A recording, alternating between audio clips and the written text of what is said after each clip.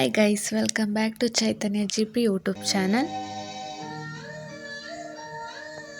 ಇವತ್ತು ಸಂಡೇ ಆಗಿರೋದ್ರಿಂದ ಈ ಬಂಧನ ಫಿಲ್ಮ್ ನೋಡ್ತಿದ್ದೆ. ಅಷ್ಟರಲ್ಲಿ ನನ್ನ ಫ್ರೆಂಡ್ ಕಾಲ್ ಮಾಡಿ ದೇವಸ್ಥಾನಕ್ಕೆ ಹೋಗೋಣ ಬಾ ಅಂತೇಳಿ ಅವಳೇ ಪಿಕಪ್ ಮಾಡ್ಕೊಳಕ್ಕೆ ಬಂದಿದ್ಲು. ಅಲ್ಲಿಂದ ನಾವು ಹೋಗ್ತಾ ಇರೋದೆ ವೀರಭದ್ರ ಸ್ವಾಮಿ ಟೆಂಪಲ್ಗೆ. ತುಂಬ ಬಿಸಿಲಿದೆ. ಈ ಬಿಸಿಲಲ್ಲಿ ನನಗೆ ನೆನಪಾಗ್ತಾ ಇರೋದು ಒಂದೇ ಸಾಂಗು, ಬಿಸಿಲೇ ಇರಲಿ ಮಳೆಯೇ ಬರಲಿ ಕಾಡಲ್ಲಿ ಮೇಡಲ್ಲಿ ಅಲೆರೆ. Sunlight let come, rain let it come, forest mountain I go roaming. Finally ನಾವು ರೀಚ್ ಆದ್ವಿ.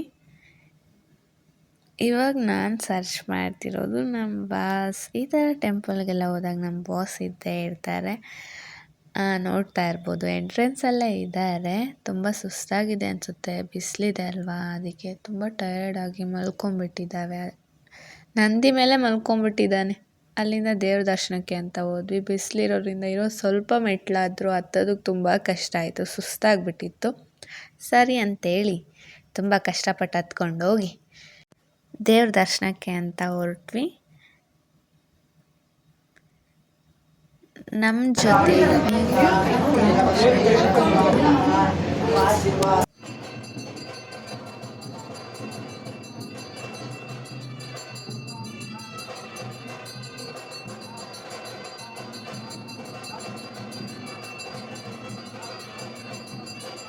ಈ ದೇವ್ರು ಬಂದ್ಬಿಟ್ಟು ಭದ್ರಕಾಳಿ ದೇವಿ ಅಂತ.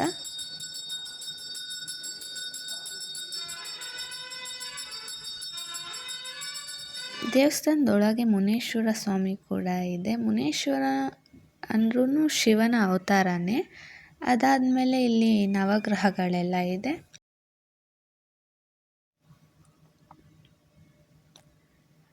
ಸಂಡೇ ಆಗಿರೋ ತುಂಬ ಜನ ಬಂದಿದ್ದರು. ತುಮಕೂರಲ್ಲೇ 15 ಇಯರ್ಸ್ ಇದ್ದೀನಿ, ಬಟ್ ಇದೇ ಫಸ್ಟ್ ಟೈಮ್ ಈ ಪ್ಲೇಸ್ ವಿಸಿಟ್ ಮಾಡಿರೋದು.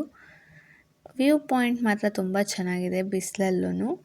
ಅದೇ ಮಳೆ ಬರುವಾಗ ಆದರೆ ಇನ್ನೂ ಸಖತ್ತಾಗಿರುತ್ತೆ. ವ್ಯೂ ಪಾಯಿಂಟ್ ಮಾತ್ರ ಕೂಲಾಗಿರುತ್ತೆ, ನೇಚರೆಲ್ಲ.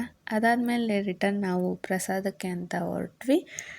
ಅಷ್ಟರಲ್ಲಿ ಮತ್ತೆ ನಮ್ಮ ಬಾಸ್ ಆ ಪ್ಲೇಸ್ ಬಿಟ್ಟು ಹೋಗೇ ಇಲ್ಲ. ನಂದಿ ಅಂದರೆ ಅದಕ್ಕೆ ತುಂಬ ಇಷ್ಟ ಅನಿಸುತ್ತೆ. ನಂದಿ ಮೇಲೆ ಇದ್ದಾನೆ.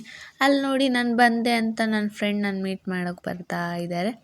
ಆದರೆ ಸುಸ್ತಾಗ್ಬಿಟ್ಟು ಮಲ್ಕೊಂಬಿಟ್ಟ. ಬಿಸಿಲಿರೋದ್ರಿಂದ ಅದಕ್ಕೂ ಸ್ವಲ್ಪ ಸುಸ್ತಾಗಿದೆ.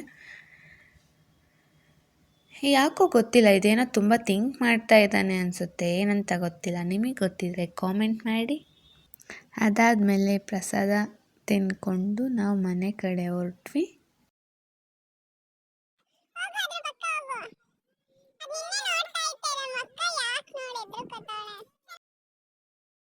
ನೀವು ಈ ಟೆಂಪಲ್ನ ನೋಡಿಲ್ಲ ಅಂದರೆ ಒಂದು ಸತಿ ವಿಸಿಟ್ ಮಾಡಿ.